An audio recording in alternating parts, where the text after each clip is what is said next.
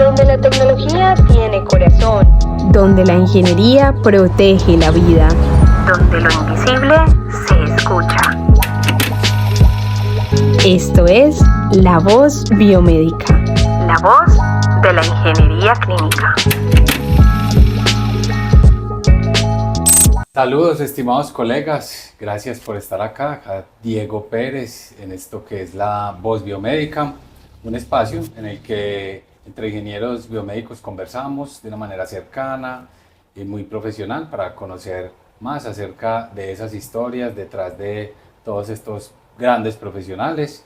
El día de hoy, pues como siempre, invitado muy especial, amiga también personal del alma, la ingeniera Viviana Restrepo. Vivi. Hola. Hola, ¿cómo estás? Bien, y tú, gracias por la invitación. Acá.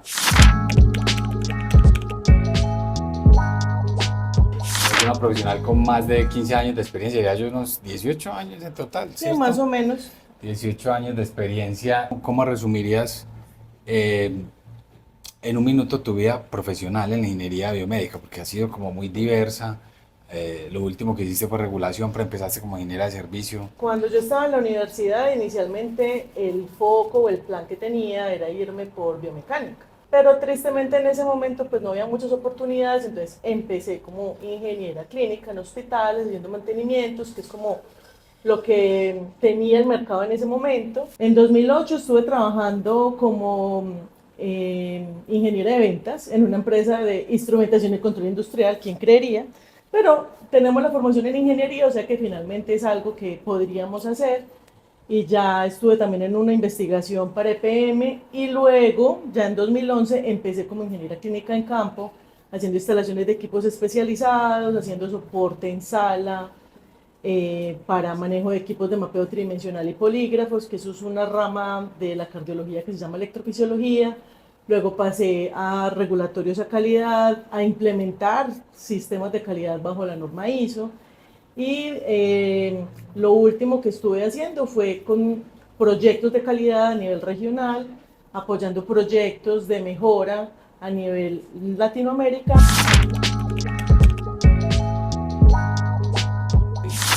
Hay un momento en la historia de todo ingeniero biomédico en el que uno se entera de que realmente su trabajo tiene impacto directo en la salud de las personas. Para mí, y desde que te conozco, creo que el tema de electrofisiología marcó un hito de pronto en tu vida, y yo creo que la gente de pronto no se alcanza a dimensionar el rol de un ingeniero dentro de un quirófano. Empecé a trabajar en electrofisiología, era que yo estudiaba con los residentes de electrofisiología también. Y ellos me enseñaron algunas cosas, algunas técnicas importantes que tenía que tener conocimiento en caso de que requirieran manos adicionales.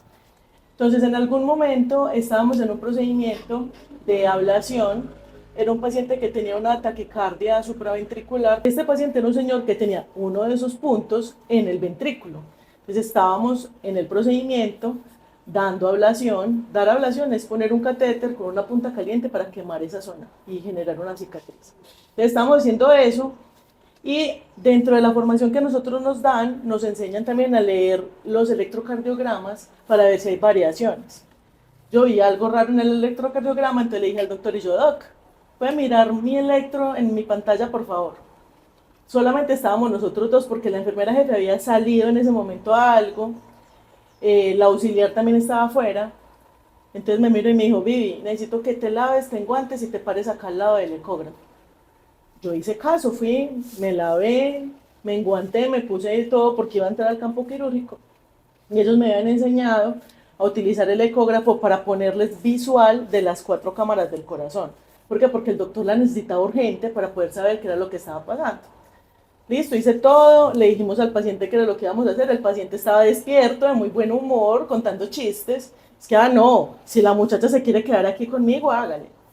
Yo hice todo lo que tenía que hacer, le puse las 4 cámaras de visión al doctor y ya en ese se entró la jefe. Entonces ya el doctor le dijo, tráeme el kit de pericardiocentesis. Ese es un kit que es una aguja así, que es para poder drenar la pleura del corazón, que cuando se llena de sangre, el corazón ya no tiene espacio para poder palpitar. Entonces entró la enfermera con el kit, yo me quedé muy juiciosa, muy quieta, mostrándole la imagen del eco al doctor. el doctor hizo lo suyo, el paciente era como, doctor, me está haciendo cosquillas, sí, eso ya se le va a quitar. Ya luego de que se hizo todo el procedimiento, la sangre se le devolvió al paciente por el catéter y parte sin novedad. Yo casi muero ese día, pero ya con todo el profesionalismo volvía como de todo, doctor, ¿me necesita para algo más? No, ya te puedes desenguantar, listo. Salí, me desenguanté, pálida, volví a mi sitio de trabajo, terminamos el procedimiento, no pasó nada. Cuando acabó el procedimiento me dice el doctor, quedaste muy bien entrenada. Y yo al borde de la muerte.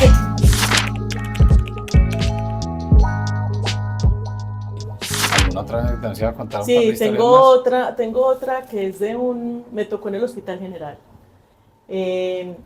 Dentro de los equipos que yo he manejado también hay uno que se llama polígrafo, y más allá de pensar en el polígrafo, de medir las señales eléctricas, a ver si estás diciendo mentiras o no, eso es un equipo que mide señales eléctricas pero cardíacas.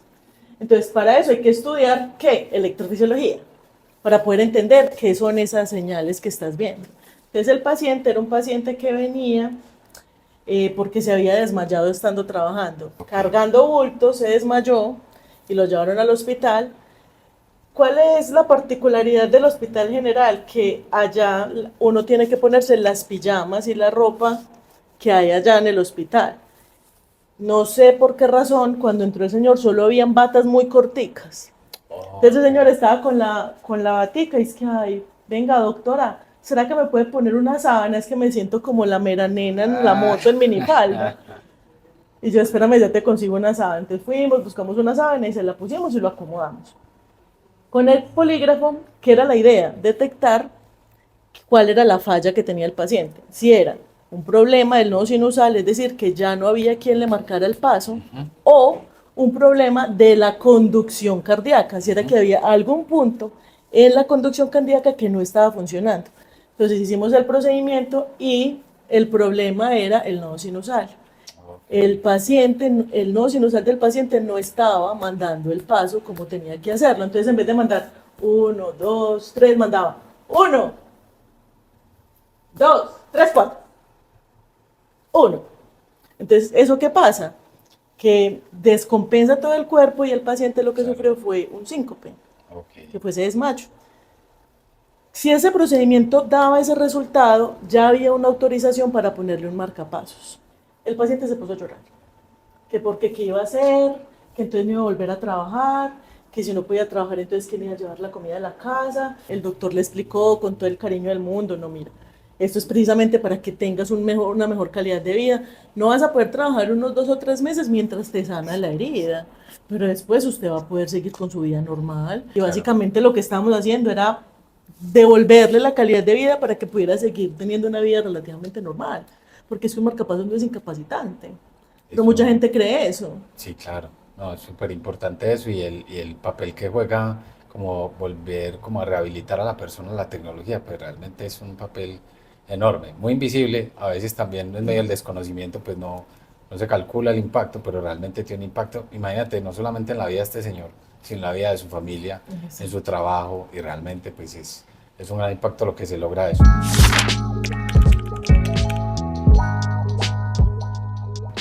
Y hay un punto en el que ya, digamos, empezamos como a hacer una dinámica en medio del podcast y es un objeto que recuerdes dentro de tu ciclo de formación, tu profesión. Yo sé que por algunos motivos lo dejaste, pero contanos de qué se trataba eso. Pues ve, básicamente nosotros en algún momento de la carrera estuvimos haciendo un taller en cera perdida para hacer una prótesis. Entonces, una técnica de fundición. Una técnica de fundición que utilizaba como algo que ya está listo, en este caso la prótesis, era una prótesis de cadera. La hacíamos el molde, luego de que el molde estuviera listo, hacíamos el vaciado con material, lo hicimos con aluminio y ya luego pues nos los entregaban. Yo conservo aún esas prótesis. ¿Eso fue en qué semestre? Eso fue en materiales, eso debe haber sido por ahí en sexto semestre. Sí, creo que hace por unos 20 años. ¿No? Cállate, eso pasó mucho rato. ¿Cuál es el problema? Que yo esas prótesis pues las mantenía por ahí como en lugares visibles. ¿Y qué pasa? Tengo una niña de 4 años que ella Ah. juega con todo lo que la mamá trabaja. Sí, lo Entonces, entiendo. ella tiene computador en la que se sienta al lado mío a trabajar, ella se sienta en mi silla de vueltas, ella coge mis cosas y va y juega con las muñecas. Entonces, es altamente probable que esa prótesis esté en los juguetes de ella. Aparecerá En algún momento aparece, cuando en el aparezca lugar- les mando la foto. en el lugar menos esperado. Exacto. Gracias, qué gran recuerdo. Ese Sí. tiempo, sí, sí.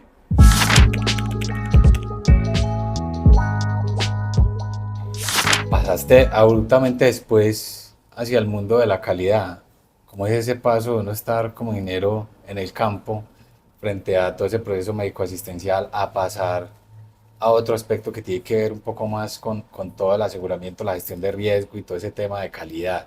¿Qué te llevó a hacer a ese cambio y cómo fue realmente pues ese proceso?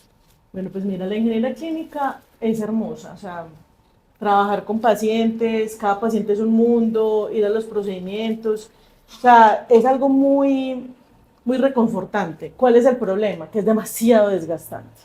Entonces, ¿qué me estaba pasando a mí? Estaba como con un agotamiento permanente, estaba teniendo, pues dormía más poquito, a veces me tocaba ir a jornadas muy extensas y nosotros casi nunca tenemos un backup, como, vení, es que ya llevo tantas horas aquí, entonces que venga alguien me reemplace, no porque si ese alguien está en otro procedimiento en las mismas que usted. Entonces, yo ya estaba como muy agotada y cuando la empresa decidió certificarse en ISO 13485, vino la oportunidad, como, uy, mira, vos sos muy organizada, vos este tema te gusta. ¿Esto era Sanjud? Era... Sanjud. Ah, bueno. Sanjud, Sanjud. en ese momento todavía. Y de ahí me moví para calidad y regulatorios. Implementamos todo el sistema de gestión, trabajamos con un asesor en Argentina, alineamos todos los procesos a nivel regional. Hablamos español, pero no el mismo. Usted sabe lo que es intentar escribir un procedimiento que lo entiendan en México, en Colombia, en Argentina y que entiendan lo mismo. Entonces eran, no, lo que pasa es que el español de Colombia es el castellano más correcto gramaticalmente hablando. Pero si yo digo, por ejemplo, aquí nosotros decimos bodega al sitio donde tenemos los productos. Sí, sí. En, en México la bodega es donde compras la ropa. Ok, ok. Y en Argentina se le dice almacén, que es donde nosotros compramos la ropa. Intenta encontrar una palabra, porque puede decir, listo, en inglés es warehouse, listo. Ajá. Intenta encontrar una. O sea, llegue a un acuerdo con todos y ponga en las definiciones. También aplica para almacén, depósito. Ok. Depósito es en Argentina, almacén es en México. Ok. Como que todos entienden lo mismo. Entonces, ahí empezó también. Pero venías como- con una experiencia, ¿algo te sirvió? ¿Qué te permitió haber venido del área clínica y migrar hacia calidad, donde hay ingenieros que, digamos, transcurren directamente hacia esa área? Vos venías de campo y después pasaste al área de calidad. ¿Qué te permitió eso de alguna forma? Porque pasaste de comenzar acá de manera local a eso, pero rápidamente yo sé que ascendiste y te apropiaste del liderazgo de toda la región. ¿Crees que tuvo que ver algo con eso tu experiencia o tu forma de liderar estos procesos? ¿Qué te permitió ese cambio como entre ingeniería clínica y calidad? Yo creo que hay varias cosas. Pues uno, yo aproveché y hice varios cursos ISO. Recién me gradué. Hice el de 9001, hice el de auditorías, hice varios. Y en algún momento, cuando yo todavía estaba en clínica, yo estuve dando soporte en regulatorios y en algunas cosas de calidad porque la persona que había salido y me ofrecieron ese puesto, pero a mí me gustaba mucho la clínica y en ese momento les dije, no, yo me quedo en clínica, yo más bien consigo, si quieren buscamos a alguien, yo les ayudo con alguien. Sí, pues sí, sí te lo pregunto realmente por eso, porque finalmente uno estar en ingeniería clínica pues le permite fluir y de alguna forma encontrar uno de esos propósitos grandes que tenemos los ingenieros biomédicos. Entonces pasar hacia el área de calidad es como de alguna forma retirarse de la acción, pero ya nos Exacto. explicaste los motivos por los Exacto. que te llevan allá. ¿Eso fue antes de ser mamá o después Eso de fue mamá? mucho antes de ser Eso fue antes de ser mamá. mamá. Sí, Ah, sí. tomaste ese cambio después Tomé ese de cambio antes. después de estar 4 años en el campo, dando soporte clínico permanente y también pues la empresa me dio la opción de formarme en las habilidades que me faltaban. Entonces ya de ahí me quedé en calidad, apoyé algunas cosas de regulatorios, la empresa también empezó a separar las dos áreas y quedó una de solo regulaciones y otra de calidad y cumplimiento regulatorio. ¿Por qué? Porque porque si bien sí. el de regulatorio se encarga de que tengas el registro sanitario y eso, el cumplimiento regulatorio, por otro lado, trae todo lo que es tecnovigilancia, Ok. todo lo que es implementación de acciones de campo, reportes de eventos adversos, que todo eso es cumplimiento regulatorio. O sea, vos tenés un registro y después de que vos tengas un registro, tenés unas responsabilidades con ese ente regulador que incluye mucha parte de postventa y de tecnovigilancia. Entonces ahí entramos nosotros. Ok, ok, ya todo, después de todo el tema de postventa, pero también de alguna forma te tenías que estructurar desde el inicio el sistema de calidad también para la región, ¿no? Volvamos a Exactamente. entrar al tema cultural, que era otra de las preguntas que te quería hacer. En términos de calidad, pues es un mundo aparte, pero digamos, existe una norma, existe una cultura, existe, digamos, también las metodologías para implementarlo. ¿Es en la cultura donde encontraste mayores retos definitivamente o qué puedes de pronto, además de la cultura, diferenciar de los estilos en los programas de tecnovigilancia en términos de calidad en la región? ¿Cómo lo ves? Por ejemplo, el país más complejo es Brasil, y no necesariamente por el portugués, sino por la manera en que la estructura regulatoria de Anvisa está creada. Ok, Anvisa, la agencia La agencia reguladora. regulatoria de Brasil. La que le sigue como en complejidad puede ser COFEPRIS, que es México, pero no porque tengas muchos pasos, sino porque es burocráticamente La estructura. muy estructurada. Ok. Y con los cambios de gobierno montan algo y después lo desmontan. Entonces a veces no hay continuidad, entonces le Es toca a una uno como agencia independiente, le ¿no? toca a uno volver a navegar otra vez en qué es lo que está haciendo ahora COFEPRIS y qué es lo que se busca. Y ahí sigue Colombia. Y la última en complejidad, para mi punto de vista, sería en MAT en Argentina. Argentina. Todas piden lo mismo. Todas piden registro sanitario, todas piden control de postventa, todas piden reporte de eventos, todas piden etiquetado adicional. El etiquetado más simple es el nuestro, el de Colombia. Eh, pero es porque los productos que se importaban en donde yo trabajaba, pues ya traían casi todo. Ok. Pero si usted es un importador de un producto que viene con muy poca descripción en la etiqueta, pues lo que le falta te toca ponerlo localmente. Entonces, para nosotros, en ese momento, la etiqueta de nosotros era la más sencilla. ¿Por qué? Pues porque solamente había que colocarle el número del registro sanitario y el nombre del importador, porque el resto de la información ya venía con la etiqueta de origen. Ok. Pero, por ejemplo, en Argentina hay que hacer la salvedad de que es solo para profesionales de la salud y hay que colocar el nombre al director técnico. Ok. En México hay que incluir, por ejemplo, si es pirogénico, si puede generar algún tipo de alergias. Hay que colocar como otras informaciones extra que si bien son específicas del país, pues nosotros las teníamos que incluir en nuestro sistema de calidad. ¿Para qué? Para garantizar repetitividad y calidad en lo que sea que estemos entregando. ¿Por qué? Porque eso también es cumplimiento regulatorio. O sea, puedes decir, no, si yo tengo el registro sanitario y listo. No, hay toda una parte Claro. detrás que eso era la que nos encargábamos de hacer y que documentábamos muy bien con nuestro sistema de calidad. Te entiendo. Y en ese orden de ideas, digamos, ¿tenemos una influencia más europea o más, digamos, desde el punto de vista norteamericana en relación como a las agencias en Latinoamérica? ¿Cómo lo ves tú? Es una combinación de todo, porque en Europa la estructura es como muy fácil de entender. Vos ves una NDR y vos entendés todo el proceso. ¿Qué pasa con FDA? Que es que FDA tiene su propia regulación.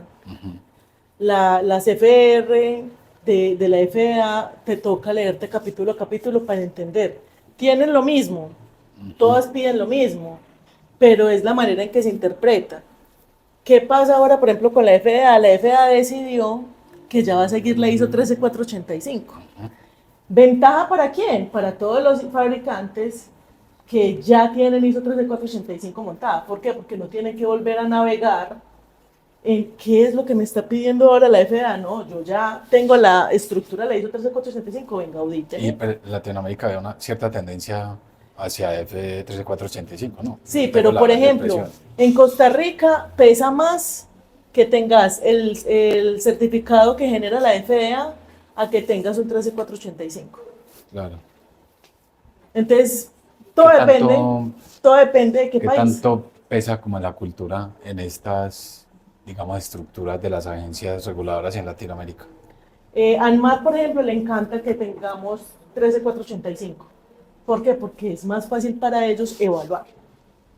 Porque la norma de la Mercosur que sigue ANMAT es una norma que es también muy extensa, pero tiene como los mismos capítulos de la ISO 13485. Entonces, Ok. voy a tener la ISO 13485, el auditor feliz te va a preguntar lo que sea, porque él sabe cómo le vas a responder. Y él también va a saber por dónde encontrar gaps. ¿Por qué? Porque ya se conoce la ISO 13485. En Brasil es importante, pero a nivel de gobierno pesan más las normas, los RDS de Brasil, más que la ISO. Igual también depende del auditor que te vaya a visitar. Brasil de cierta forma tiene como una cultura de apropiación hacia su mismo, digamos, como gobierno, ¿no? Y a su idioma. Su idioma, la cultura, su música.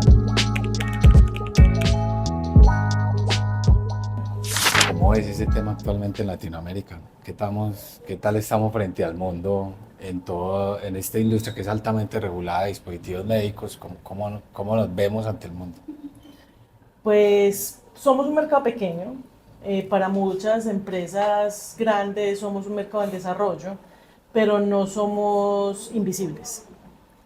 De hecho, hay mucho crecimiento a nivel regional, muchas empresas se han abocado a crear aquí en Latinoamérica puntos de manufactura.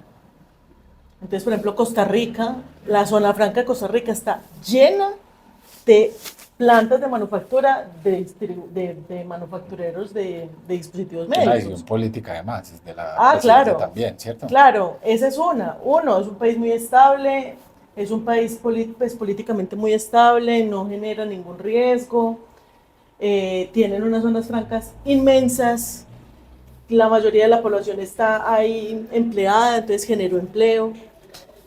Un punto, por ejemplo, hace muchos años cuando visité una planta allá es que para las válvulas biológicas se cose a mano el tejido porcino como a la base pues que hay de nitinol donde se sutura. Entonces al principio traían gente de las otras plantas para que enseñaran, algunos se quedaron. Ya no encontraron a nadie más profesionalizado que pudiera hacer la sutura. ¿A quién empezaron a llamar? A las A las costureras. señoras de... A claro. las costureras que tuvieran la habilidad de coser sin romper el tejido. Entonces les hacían todo un entrenamiento y la prueba final era cósame esta válvula sin romperlo. Qué bien. Y de ahí ya las Interesante. profesionalizaban. ¿Por qué? Pues porque eso era lo que finalmente era lo que estaba buscando la empresa. Poder tener personal completamente capacitado de que entendiera que no solamente era ir a coser ese cuerito, sino de por qué estamos utilizando el gorro, la cofia, porque estamos en un ambiente separado, porque hay que tener controles de esterilidad, porque hay que lavarse las manos, porque es importante surcir de esa manera específica que le están enseñando.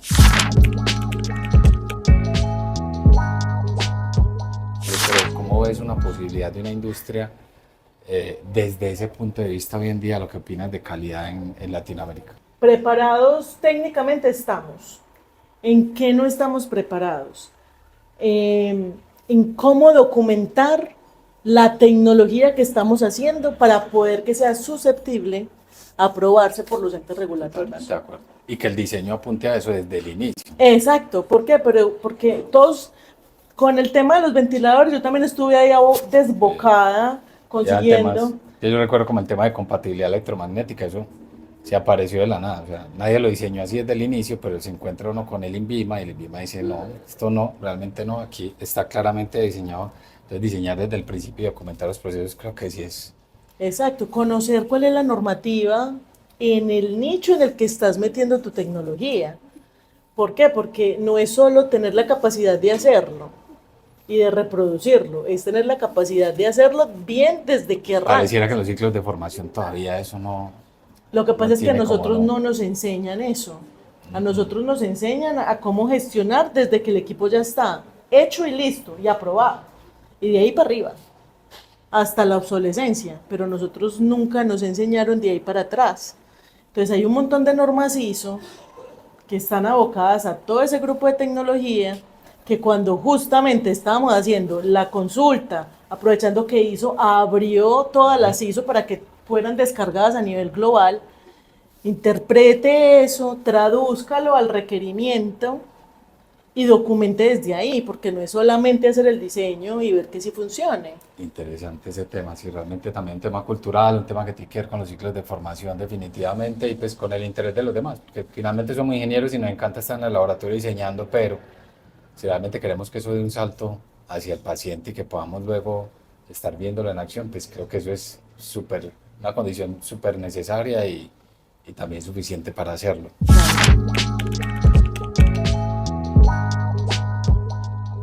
Un poquito como al tema personal, a mí me cambió mucho la vida ser papá y ser ingeniero biomédico. ¿A vos qué te pasó? Bienvenido a mi mundo. ¿Sí? Básicamente, ser mamá hace 4 años cambió muchas perspectivas y básicamente reconfiguró cómo está mi cerebro y cómo hace sinapsis neuronal.